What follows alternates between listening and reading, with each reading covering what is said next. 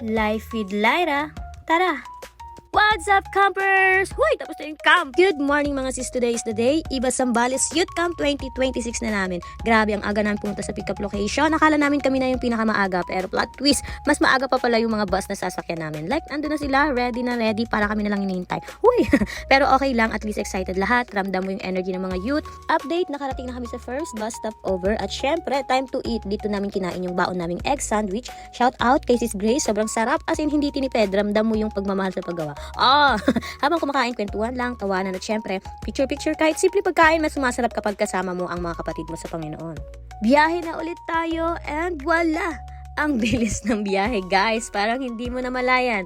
Nasa second stopover na agad kami. At dito, mas lively kasi may mga nakasabayan na tayong ibang churches. Makikita mo talaga na sabay-sabay kayong pupunta sa isang purpose, mag-encounter kay Lord. At syempre, lunchtime na ulit. Ang ulam namin dito ay menudo. Shout out kay Sis Grace and Pastor Alvin. Grabe, ang sarap. Hindi ka magsasawa. Parang gusto mo ulit humingi ulit. Pero limit lang, dapat lahat mabigyan. Habang kumakain, bonding ulit. Ang saya lang kasi parang lumalaki ang family mo. At syempre may mga patindahan dyan. Dami ka makikita, mga gusto mong bilhin for the go. May pahalo-halo sila dyan, mangga. And ang sister nyo nag-CR, pumila tayo dyan. Okay mga sis, back on the road ulit tayo. This time, papunta na talaga sa mismong venue namin. And honestly, ang sarap ng biyahe. Ang smooth lang, walang hassle. Tapos yung view sa labas, grabe.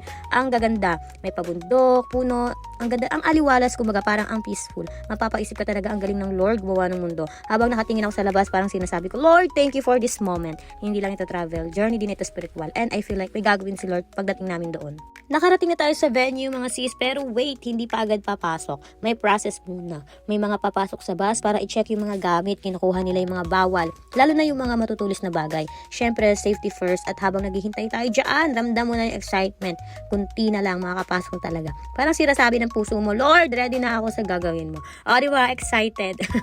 Okay, next level checking na tayo. Bago talaga makapasok sa camp, may mga marshal or security na magdo-double check ng gamit mo. May konting kapkapan din just to make sure na safe lahat. Medyo intense pero okay lang. Para naman ito sa safety ng lahat. And honestly, okay din ito reminder na hindi lang physical preparation, pati puso natin dapat ready din. Tanggalin ang anumang hindi pleasing kay Lord at umasok na malinis ang puso. Uy, hugot! May paganyan pa talaga sister din nyo. Grabe siya.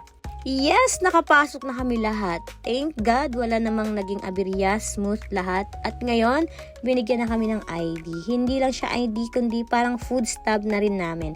Dito namin kukunin yung free food, kaya ingatan mo to, lifeline mo to sa camp, sister. Finally, nakapasok na sa dorm. Grabe mga B, sobrang init kanina, as in lagkit levels na. Kaya unang ginawa, ligo agad. Nag-isip pa yung sister nyo niya na kung maliligo ba siya. After maligo, fresh na ulit, ang sarap sa feeling. Minsan, ganun din tayo spiritually. Kailangan natin ma-refresh sa presence ni Lord. From pagod to refresh, from dry to renewed. Ready na ulit sa next activities. Orientation time. Dito na talaga nagsisimula yung official flow ng camp. Nakaupo lahat, attentive mode, pero syempre, hindi mawawala yung excitement. Yung MC, isa-isang ina-explain yung mga rules at guidelines, mga bawal gawin habang nasa camp, like curfew, proper behavior, respect sa bawat isa, at syempre, pagiging discipline habang nandito tayo. Hindi lang siya about rules, kundi para ma-maintain yung order, safety, at unity ng lahat. Kasi isipin mo mga B, ang dami natin dito, iba't ibang lugar, iba't ibang personality, pero iisa ang purpose, to encounter God.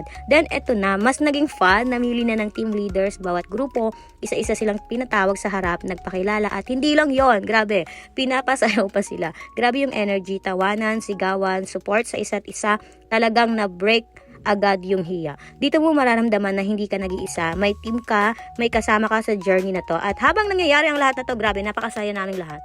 Finally, dinner time na. After ng orientation, medyo napagod na rin tayo. So, perfect timing talaga nakakain na. Pumila na kami isa-isa. Dala yung ID namin kasi yan yung parang pass para makuha yung food. Kaya ingatan nyo talaga yan mga B. Parang ticket niya yan sa buhay dito sa camp. Nakuha na namin yung pagkain.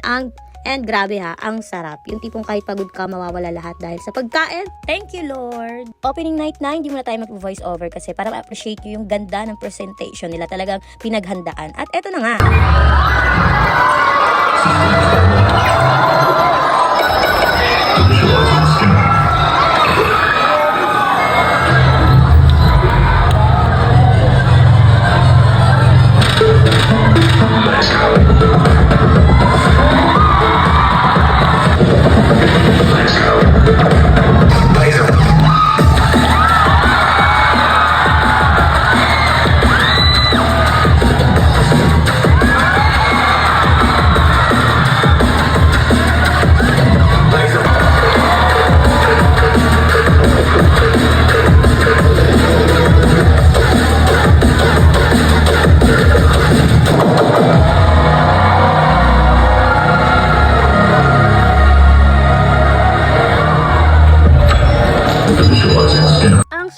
camp natin ay identity. Alam nyo ba, bago pa tayo ipanganak, kilala na tayo ng Diyos. Sabi sa Jeremiah 1 verse 5, "Before I formed you in the womb, I knew you."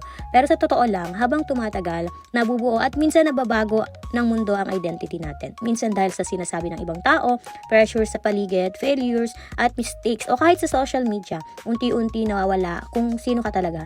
Dumadating sa point na kahit ikaw, hindi mo nakilala ang sarili mo. Tama? Nagtatanong ka na, sino ba talaga ako? May halaga pa ba ako? May purpose pa ba ako? Pero ito ang magandang balita, mga sis. Kahit makalimutan mo kung sino ka, hindi ka nakakalimutan ng Diyos. Kilalang kilala niya tayo. Alam niya yung puso natin, ano yung pinagdadaanan mo, at ang magiging kinabukasan mo. Sabi sa Psalm 139 verse 14, "I praise you because I am fearfully and wonderfully made." Hindi ka aksidente, hindi ka sayang, hindi ka walang kwenta. Ang identity mo ay hindi base sa opinyon ng tao, nakaraan mo, o pagkakamali mo. Ang identity mo ay nasa Diyos. Ikaw ay minahal, pinili, at may layunin. At sa camp na to, hindi lang tayo mag-i-enjoy. Aalalahanin natin kung sino tayo kay Lord. At kung feeling mo nawawala ka, this is your moment to come back to your true identity because in God, you are found.